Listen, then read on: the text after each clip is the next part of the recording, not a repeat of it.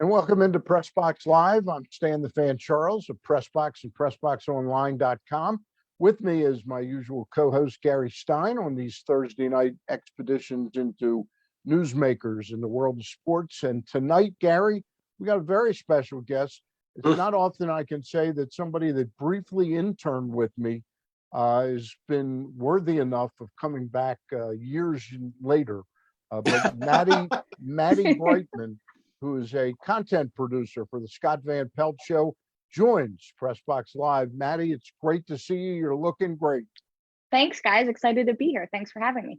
Hey, we wanted to, Gary and I are always looking for any excuse to have a woman on, seriously, because no, there are, I'm not talking about it that way. I'm talking there's more and more women in the world of sports. I know what you're in the saying. Workplace. So tell me about, did you find there were obstacles in your career being a woman in what previously had been kind of a man's world?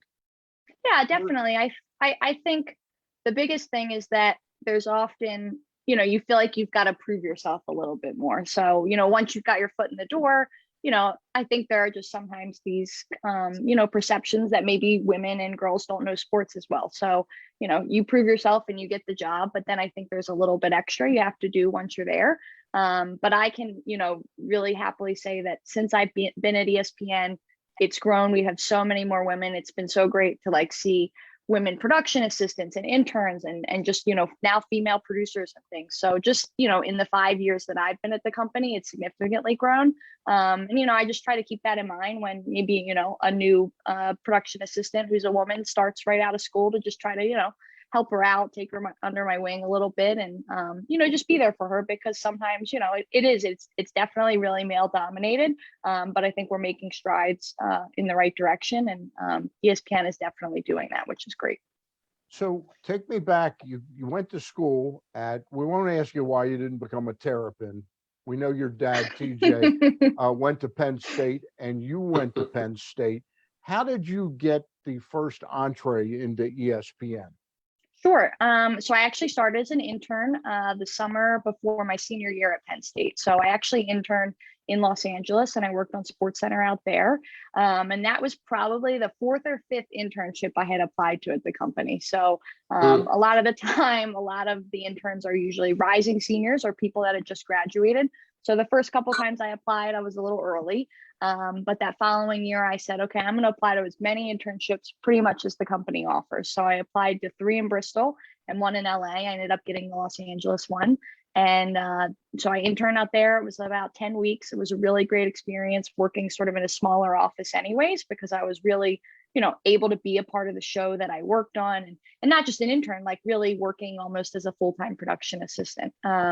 And I went back to school, and I had been back at Penn State for probably about 2 weeks into my senior year, and a Bristol phone number called, and I thought, oh, I should probably answer this.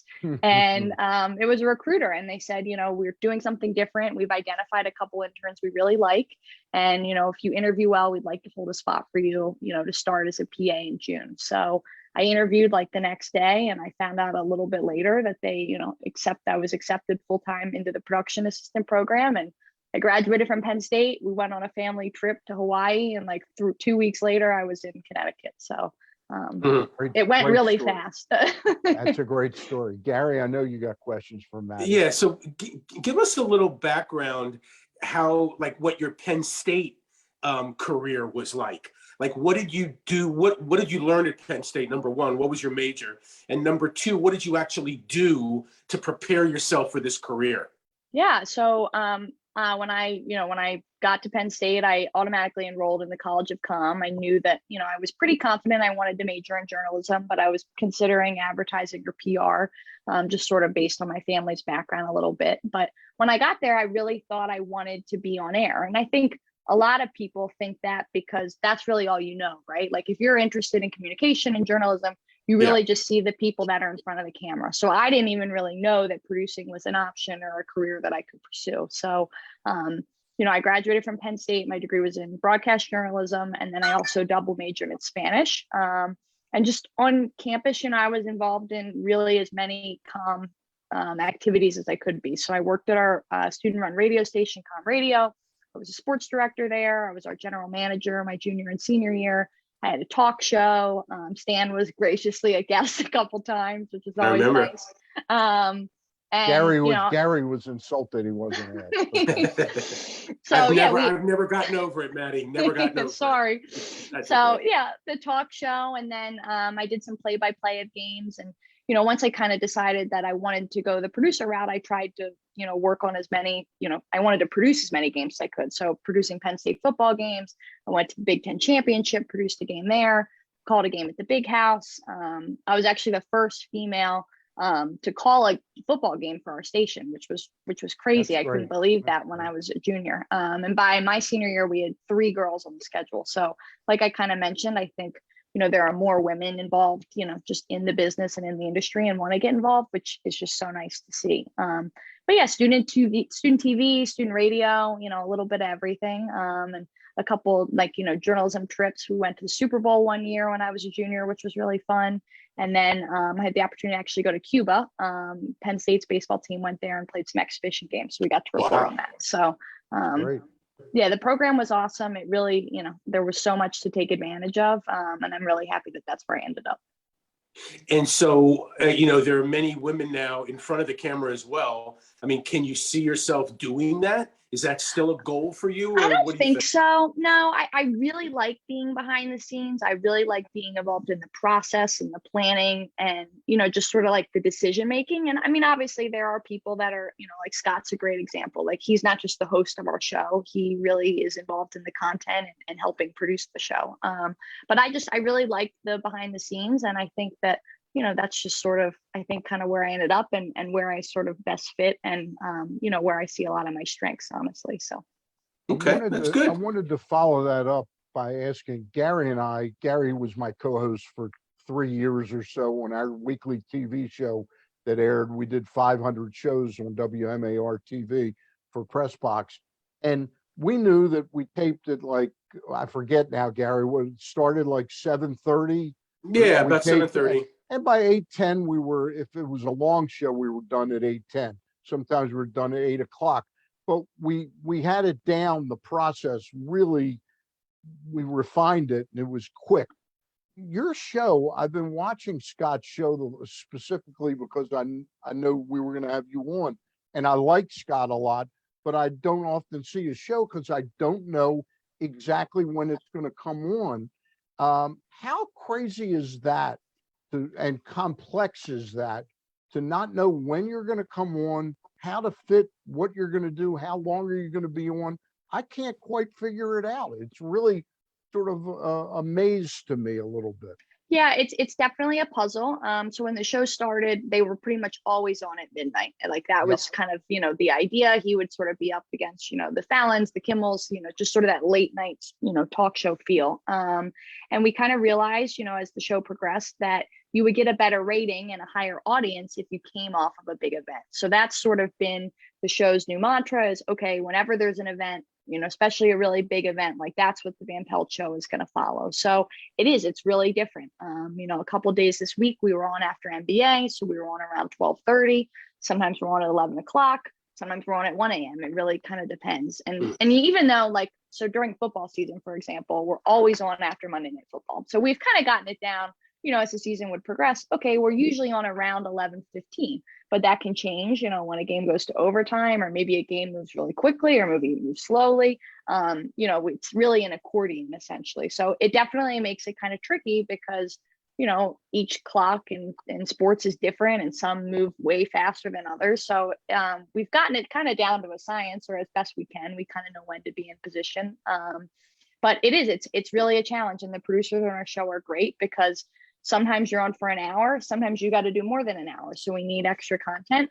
So I think, the thing we've learned from it is you just really have to be nimble and flexible and able to pivot and make changes. And especially when the show collapses. So, if we were supposed to be an hour and now we can only be 52 minutes, okay, what's got to go? We can't get too attached or married to anything.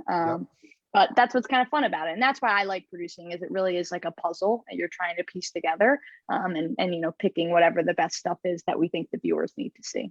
So you're a content producer, but do you I'm going to use an example, and I don't know if our viewers out there saw this, but it was really one of the best stories I've seen on any television show, a sports story, was the Chosen Ones, about the players in Ohio that beat LeBron James, in high school, in the state championship. I thought it was a great story. Is that story, or do you have much to do with the production of that story, or you just sort of end up deciding when it's going to be on and piecing it together?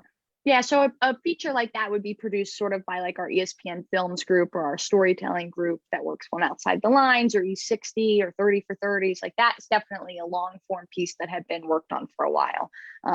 So that feature ran, or a portion of it ran, in our show on Sunday night. It was about 7 minutes long or so, and we had to figure out, okay, we're coming. What did we come off of on Sunday? I think maybe. I think it actually might have been NBA or college basketball. Right. I'm not sure. But so we had to figure out, okay, like where are we going to place this in the show so that it makes sense, that it fits, that people see it, that we've got a lot of eyes on it. And then, okay, well, now we know that 7 minutes of the show is taken up because of this piece. Okay, what can we, can we not run because of that? A part of my job is making sure that Scott, knows all of the different pieces and content that are in our show. So watching through the piece with him, working with him to write the lead into the piece and a tag, just so that he is aware of all the content that's going to be in the show, just to put him in the best position possible. Are pieces like that, are there sometimes more than one version? One that might be, you've cut it down to 5.5 minutes. Yeah, so it absolutely. fits better as a piece exactly. of pie. Yeah, for sure. Yeah, absolutely. Okay. Yeah. Yeah. So Maddie, I want to pick up on that, but I just want to go back for a second. You've been with ESPN for 5 years, but you haven't been with the Van Pelt show for 5 years, correct? Yes, I actually started on the show as a PA a long time ago, and I worked on, probably once I had been at the company for about a year, and I did about a year on the show, and then I got promoted and left the show, and then came back to the show this past August. Right. So how did you come back to the show? Like what happened there? Yeah. that you came back to Van Pelt? So, I had obviously knew that the show had been relocated to DC, and as somebody that was from Baltimore, that was, always really appealing to me to be a little bit closer to home and closer to family. And prior to working on Van Pelt this time, I was working on our morning and daytime SportsCenter, so 7 a.m. and the noon. So there was a position that, had been posted, for this content producer role in DC to specifically support the show.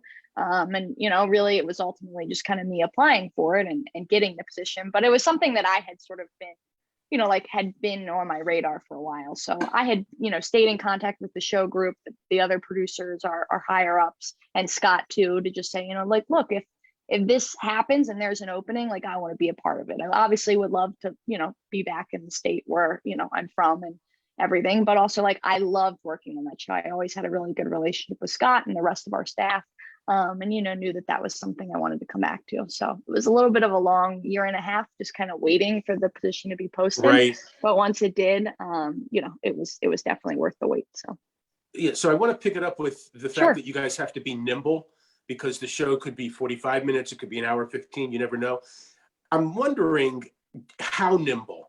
Like, for instance, do sometimes decisions get made during a break? Like you may have a 60-second break or a 120. So walk me through that. How do you make those decisions on either something to add or something to subtract because you have time constraints? Yeah, I mean, that definitely happens in breaks. It can happen sometimes like while the show is on the air. Our staff is made up of, there are 3 content producers. And most of our staff is in Bristol. So like I'm the only producer here in DC on the ground with Scott. Everybody else is in Connecticut. So we've got our main producer, our coordinating producer, who's sort of like the executive producer, and then 2 other content producers like myself. And, we're just kind of timing it out as we go. And, it's really kind of like managing the clock in real time. Sometimes we can shorten breaks. If a break's 4 minutes, can we get it to be 3:30? It's just kind of like working with other people behind the scenes at the company and the network. Okay, can we come back at this time? Can we talk to the show that's on after us and say, hey, can you guys come on 45 seconds like late? It's just really in real time, just sort of adapting and working on the fly. Fascinating. Love it.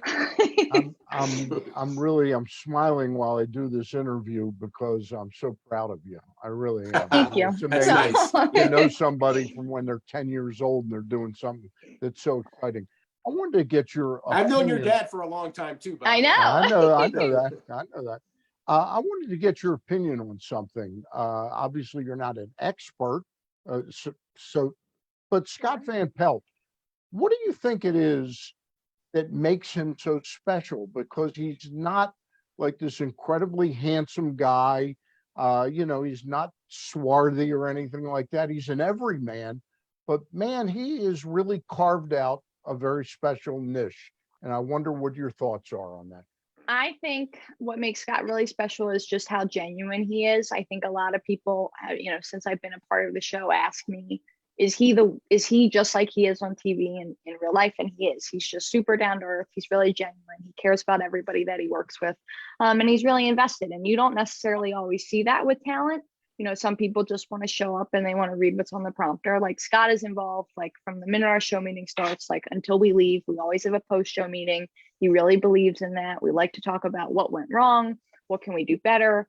He really celebrates the wins, for the people that work on our show. And, the way he comes across on television is exactly how he is, when we sit in our conference room every night and watch games. So I think that's what's really made him stand out. I think, people really relate to him. But, I think he's been in the business a long time, and he was one of those, original sort of SportsCenter anchors that people really identified with. And I think the other thing that Scott has done that I think we've seen a lot of other anchors do is he like puts it all out there, right? Like, he's a Terps fan, that, he roots for the Orioles. Like he makes it aware, like who his teams are. I think that's great. And I think we've started to see a lot more talent do that. And people love that, right? Because, they see him Kirchin and they do the Baltimore bit and they laugh. And, he's just himself and he's genuine. And I think people really identify with that. I'm curious, that personality he's got, the way you characterized him, do you think that's why he's been able to create such a good team behind him? In other words, do people really kind of want to make him look good? Yeah, that's how I feel. Like, I always just want to put him in the best position to, do the best show, because not everybody else knows what we're doing behind the scenes. So, if there's a mistake on, a shot sheet that Scott's reading a highlight and it's got the wrong name or a wrong pronunciation, like he's going to be the one that hears about it. And that's not fair, because that really was probably somebody else's fault, that made that mistake. So, I think as a team, we all just want to make each other better. But for sure, I think we all want to make sure that Scott looks his best and that he does the best show. And I think we really believe in the show and we believe in him and, what we're kind of the product that we're putting out there. So definitely, I think there's for sure a part of that. By the way, an historic day today for ESPN. You guys signed Joe Buck and Troy Aikman to the Monday Night Football deal. Congratulations. Yeah, no, it's really exciting. Huge. That's Maddie, Maddie negotiated that. Yeah, it was me. Well done. Which kind of brings me to my point, actually. You say that you're the only one on the ground, basically, with Scott, as far as DC is concerned. Everybody else pretty much is in Bristol, LA, whatever. So I'm wondering about the connectedness between you and Scott and your show and other shows, other producers, other production assistants on other shows that are not in DC. Is there a connectedness there for you? Definitely. So like we start the night, every day with a Zoom call with our staff. So it's those of us that are here in DC. So Scott, myself, Stanford, Steve, and then our whole Bristol staff. And then throughout the night, and we used to just sit in a big conference room all together in Bristol. And now we're in a conference room here in DC and they're in a conference room in Bristol and we just sit on a Zoom all night. So it's definitely a little bit different. And there are some challenges, but we really try to make it as if we're all in the same room watching the same games and a part of it from the start. So, I'm constantly on the phone throughout the night, whether it's obviously just on the Zoom, but I'm calling our production assistants, I'm calling our associate producers, I'm working with them. And then during the show, we're all on headset and we're communicating as if they're in the room next to me or I'm in the same room as them. So, there are definitely obviously some challenges, but I think the pandemic really showed us that you can make something like this work. Sure. And it hasn't, we haven't really had any hiccups along the way. And, it allows Scott to be in the place where he's from and wants to be. And, we can still produce the show, and the folks that want to stay in Connecticut, we're able to do that. And then somebody like me had the opportunity to move and relocate to where I'm from. So I think there have been a lot of wins with it for our staff as a whole. Which kind of leads me to my next question. And I know that Scott does a little bit of a different show than many or most other shows on the channel. But I wonder, like you have content that's already produced from ESPN Films and, some other entities that provide content to you. I wonder, as you talk with your fellow production people from the other shows, is there ever a battle for content? And I don't mean that in a negative way. I mean, like, is there content that you want to use that maybe had been used, or like who uses certain things? Like, how do you all coordinate that? Yeah, I mean, I think there is definitely some overlap, and you see some video that airs on multiple shows, and some things are supposed to air on multiple shows. Like it's Right. set up that way, like the features and things. So I think there's a little bit of that. But I mean, a lot of our show cuts everything from scratch. So, taped interviews with guests, sound bites you might hear. We've got a whole highlight group in Bristol, which is kind of sort of where I started when I was a production assistant, and a PA might be assigned a game and they'll cut a version for our show because maybe we want something a little different. And then they'll cut a different version for, let's say the Los Angeles SportsCenter. And it could be different just based on time, because maybe they have more time dedicated to a certain game than we do. Or maybe we, saw something in a game that really piqued Scott's interest that we want to highlight, or a certain player, and that version will be different for us. But, a lot of the show is cut from scratch, at the beginning of the night, which is cool, because when you put the show to bed, you're really sort of proud of everything that the group has put together. And, you saw it when it was, nothing and a total blank slate, to then the 60-minute show that we produced at the end of the night. This would be a question more appropriate if Scott were the guest, but I'm just curious, the decision to go to DC, was that something that was a quality of life for him that he really pushed and wanted to be closer to his home? Was that something, because it is I think very so. unique. Yeah, definitely. And so, we do the show out of the ABC News building in DC, right in DuPont Circle. And the other ESPN shows that are done there are, Around the Horn is produced there, even though it's hosted, sort of all over. And then Tony Reale's in New York. And then PTI is done out of that studio. Sure. So I think there was a time, when the Seaport studio in New York was being built, and we saw a lot of shows sort of shifting to New York. And then obviously we had the Los Angeles office, where you just kind of saw talent going back and forth. And I think he just sort of raised the question, like, hey, would it ever be possible, to do the show from DC? And, we have a vice president that works on our show that has worked with Scott for a really long time. And I think, if that was going to make Scott happier, then that's what they were going to do. And it worked. We didn't have to create a brand new studio. It already existed. And it's really cool to have this presence here. And I think the hope has been, and the pandemic sort of, slowed this down a little bit, but that it's a lot easier to get people to DC than it is to get people to the, central Connecticut, right? So if the Warriors are in town and they're playing the Wizards, like maybe on their off day, Steph Curry can come to the studio and do an interview with Scott. It's more accessible for people. And our show, we have a ton of guests all the time because we have one host, right? So it's not two anchors. We have a lot of guests and we have a lot of people on. So I think the hope was that, it was going to benefit people just sort of, and Scott in his personal life, and he'd be closer to where he was from, but that it would allow the show to do some other things that maybe you can't do in Bristol. And I think we've started to be able to do that, which is great. I'm going to ask you one more question, and I'll turn it over to Gary for one more, and then we'll get out of here. I wanted to ask you a question. I've known your parents for a long time, as Gary has. We all worked together. Your dad and I worked together over at 105.7 The Fan. Before that, it was 1300 AM. I've known him a long time. I've known your mom a long time. She's a very bright advertising executive. What was the input they had on creating who you've become? I don't mean to make it sound like the Handmaid's Tale that they created you. I just meant, what impact have your parents had on you watching their work ethic? I think it's everything, right? My first job ever was working at the agency at A Bright Idea. That was my summer internship. And I think, a lot of people ask me, how did I get involved in sports and how did I fall in love with sports? I played them, but because, my dad was with Ravens Radio with all of you guys. And then when he was at the Orioles the first time and now back again, like that's how he and I would spend time together. We would spend Sunday and I'd go to the games and I'd sit there with him. And that was sort of, how we spent time and would bond because he'd be really busy during the week.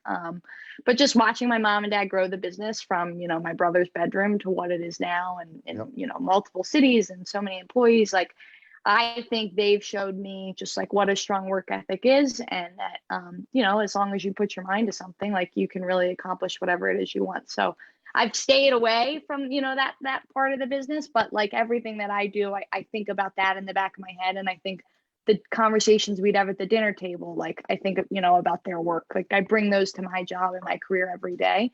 And they've just been great role models, and they're always great people they're both creative. So, you know, I can bounce ideas off of them. They understand the business. So, you know, I think they showed me, you know, obviously what a strong work ethic is, but they really showed me what this industry was, and, you know, made me want to be a part of it. Garrett, go ahead. You got the last. You know, I don't question. have any more questions, but I just want to end with a comment, at least on my part. You know, I'm very happy for you, knowing you for all these years that I know you, and I know Stan's feeling the same thing. I'm very happy for you that you're doing this career, and that this is the career that you love and you've always wanted to be a part of sports. And it makes me very happy to know that you're happy. But I think the biggest happiness for me is to see a young person's dreams fulfilled in general. And I'm hoping that you can feel that happiness one day too, the way that your parents feel that happiness about you. That's really what I hope for you at the end of the day, because it's a feeling that beats all else. And so you should just know that.